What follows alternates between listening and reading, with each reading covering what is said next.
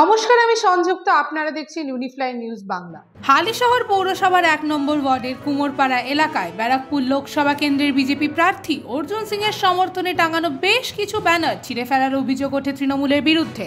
এই অভিযোগ ইতিমধ্যেই অস্বীকার করেছে তৃণমূল, কিন্তু লোকসভা ভোটের আগে সব মিলিয়ে এক অদ্ভুত রাজনৈতিক উত্তেজনা ছড়িয়েছে এলাকায়। যিনি আছেন তার ওয়ার্ডে বেশ কিছু পোস্টার ব্যানার ছেড়া হয়েছে বিজেপি, কি বলবেন? আমি বলতে পারবো না। আমি বলবো যে যদি কেউ এটা করে থাকেন তাহলে এটা নিন্দনীয় কাজ। আমি থানায় এফআইআর করতে বলবো। তবে আমি নিশ্চিতভাবে বিশ্বাস করি তৃণমূলের লোকেরা এই কাজ করবে না, কারণ আমাদের সব জায়গায় বলা আছে যে কোনো রকমের কোনো নুইসেন্সই যেন তৃণমূলের পক্ষ থেকে না হয়। বিজেপি বলছে শাহজাহানের দল রাতের অন্ধকারেই কাজ করে। না, ওটা হতে পারে না। ওদের কোনো লোকজন নেই প্রচারের আলোকে আসার জন্য। ওরা নিজেদের পোস্টার বারে শুভেন্দু দিদি আপনাকে নাম কটাক্ষ মানহানির।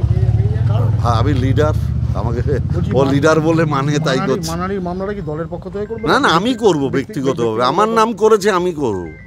আমার নাম যেহেতু উচ্চারণ করেছে, আমি করব। সাথে থাকুন, দেখতে থাকুন ইউনিফ্লাই নিউজ বাংলা। দেখা হচ্ছে পরের খবর।